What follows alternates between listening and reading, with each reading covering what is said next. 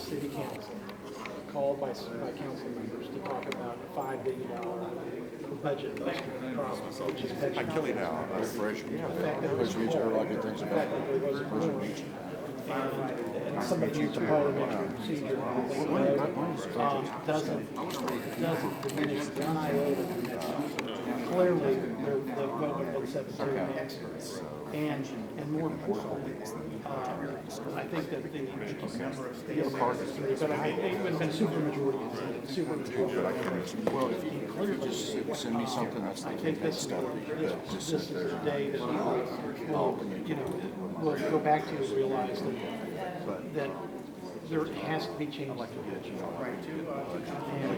was impressed by the firefighters. Actually, I don't know if there's send me something. Because you have to balance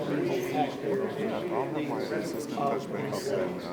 All right. And that discussion. Know what you need. Okay. Very good. Take care. Bye. There's a lockout provision in the consider those firms. There's also, once you freeze your actuarial stuff for 3 years, that effectively Appreciate your comments, sir. Thank you much. I'm not Appreciate it. How's it going? It's going. take that out. Well, and that's, I mean, that's not the subject. Good, that's good. Excuse me.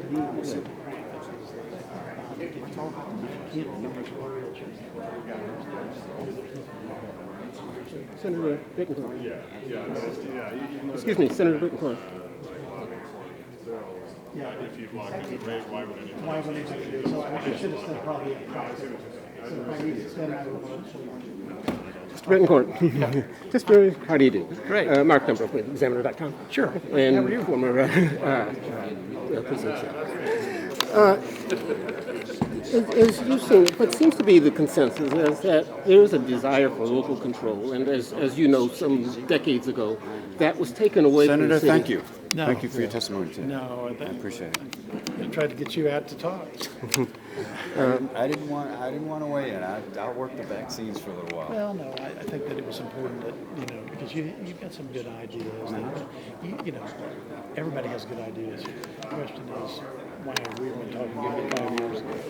10 years ago would have been even better. Right. So, but anyway, but I'm glad you stood up. Oh, thank you. So and I will credit that on radio this afternoon. Okay. Now, go But, ahead. okay. So as you know, several decades ago, control of the pension was taken away from the city and placed in Houston. It doesn't seem as though until recently any members of the delegation of the local delegation have attempted to change that, despite lobbying attempts by the mayor and others. Now, is that is that likely to change at all? There's no question that this, the mayor's proposal, had really ignited a firestorm because not only was it an individual making a deal with a pension board, it was not the type of deal that even the fiduciary from the city who provides advice could support. So what I think it means is that there's going to be a really now, it's the spark that's lit a fire. We're going to have a real debate about what is a problem because we have a $5 billion pension problem. And we need to do what I did today, which is get up there and declare and say, Houston, we have a problem. Yeah. Okay. Now, I've only been in the job, on my new job, for about 7 weeks or 8 weeks.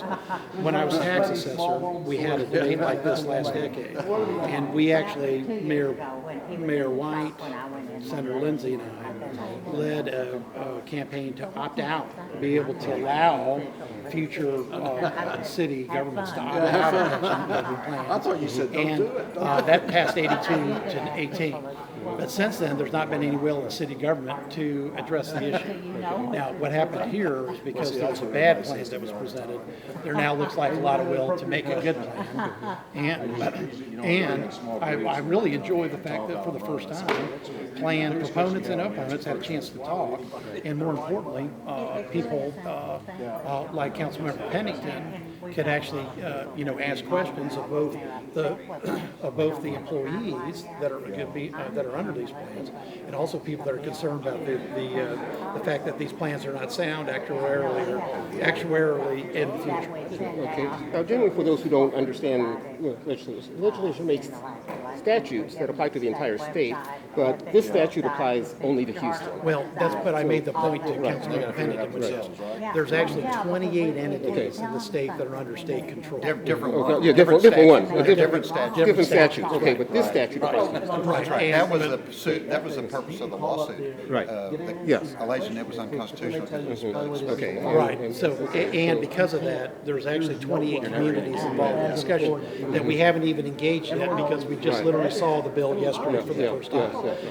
So when you're doing something legislatively, you try to apply it to a class, and I'm trying to restrict it just to municipal because we've also got problems with the state retirement system being 3/4 of a billion and you know. Looks like y'all are moving on that. Yeah, well, we're gonna move on it, but we have to change the long-term problem.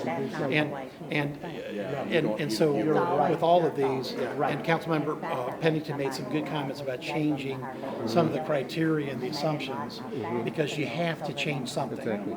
If you change nothing, the city ends up with, instead of a $5 billion problem, a $10 billion problem. And then we just are happy that we have a tax base in like Detroit to be able to pay it off.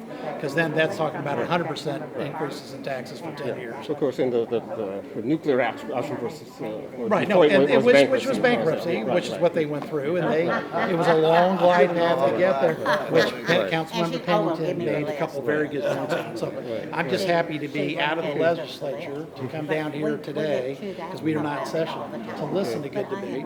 And I really thought the firefighters' comments were good too as well.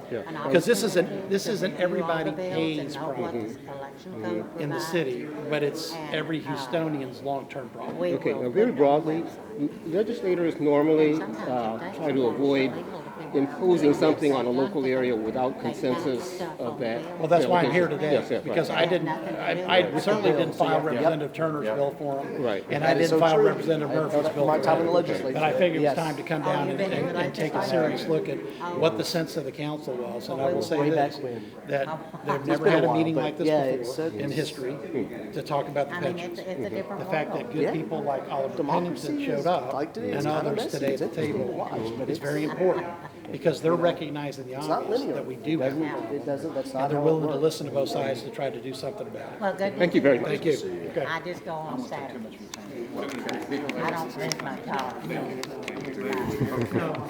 I used to go every once in a while on my lunch hour. Okay. Because it seems like it can get you in and get you out. See ya. Bye. Bye. Thanks very much for your time, sir. Okay, so I understand. I don't have the type of background to ask you questions worthy of your expertise, but if I understood you correctly, and if you just give me 1 second, I'll get this going again. Okay. Mr. Fisher, you basically explained why this was a bad deal, actuarially and so on. What do you think should happen next? Well, I think we should go back to the negotiating table. One thing they proved was that they don't need the legislature to meet. Okay. Because they met and they came to an agreement. Yeah. So that's the first thing. The second thing, I wouldn't drop the lawsuit. Okay. The agreement says we're going to drop the lawsuit, so I wouldn't do that. And then the third thing, I'd say when they go back to the negotiating table, they need to craft a plan that not only can we afford, but that the firefighters are. Right. Okay, because the perception was that under present law, there was no authority to negotiate, so we've done something that was not, what some perceive is not authorized, and yet we need to change that law.